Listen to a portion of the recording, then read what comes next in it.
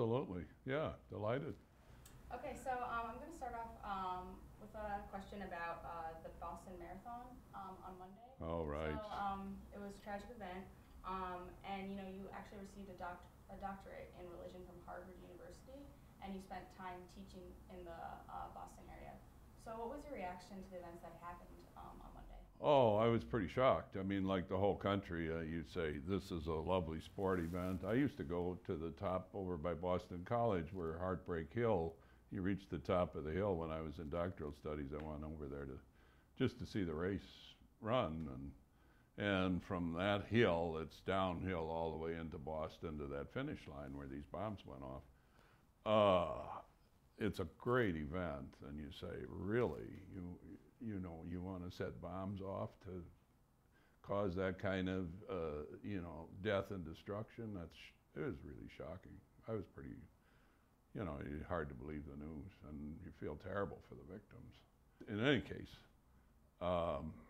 yeah, it's these kind of events change people's perceptions of their safety, and it changes the lives of all of us. And I'm sure that's what the terrorists are trying to accomplish, but I have no sympathy for that sort of awful behavior. I mean, you're fighting a war by attacking civilians. You mentioned the big East realignment. What was your reaction to that? Well, when I was president, I knew that a number of the football schools were really restless, because football is an extremely expensive sport. We had only 8 football schools in the league. If one of them were to pick up and move, suddenly we're no longer a league in football by NCAA standards. You have to have 8 teams.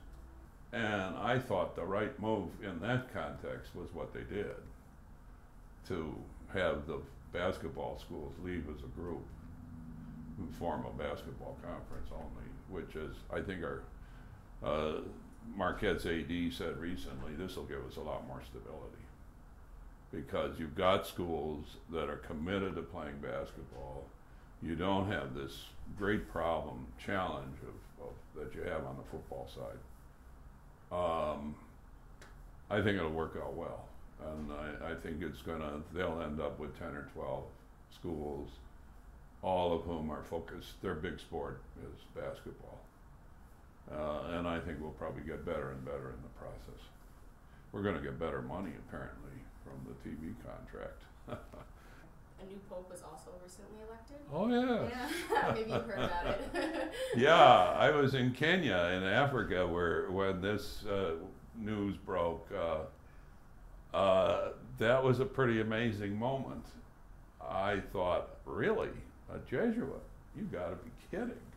We've never had a Jesuit as pope, so I mean, but I got to say,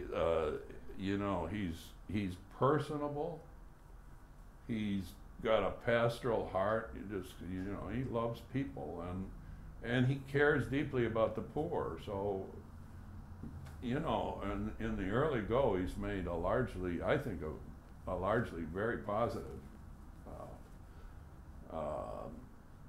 impression on people in many ways across the spectrum within our church. It's very refreshing to see him wanting to adopt a much simpler, I think of it as more user-friendly approach to the papacy. So, we'll see how it all goes. It's early, but I think he's going to do well. In this February, the College of Arts and Sciences finally chose a new dean, Richard Holtz of Loyola University. So what was your reaction to seeing a new dean chosen after 5 years of searching?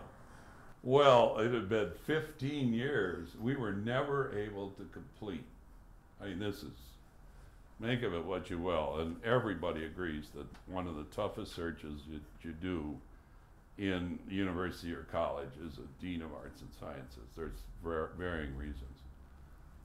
But we were never able to complete a regular search successfully So I told Father Pillars after this, when I ran into him, I said, well, you did what I couldn't do in 15 years, which was to complete a real search.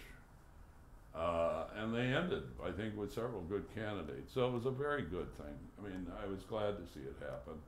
Lastly, what advice would you give to next year's incoming freshmen and this year's graduating class? Well, life brings its surprises, sometimes some real difficulties, but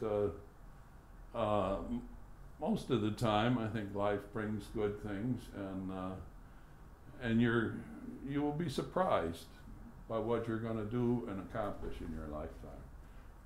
It was things you may never have thought of. So it's probably a good idea for freshmen to, not just get so narrowly focused.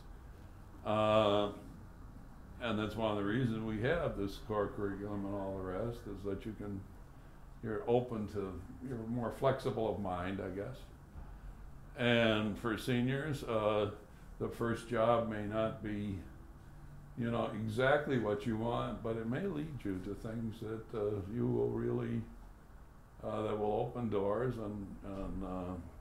and you will discover even more interesting things than you imagined.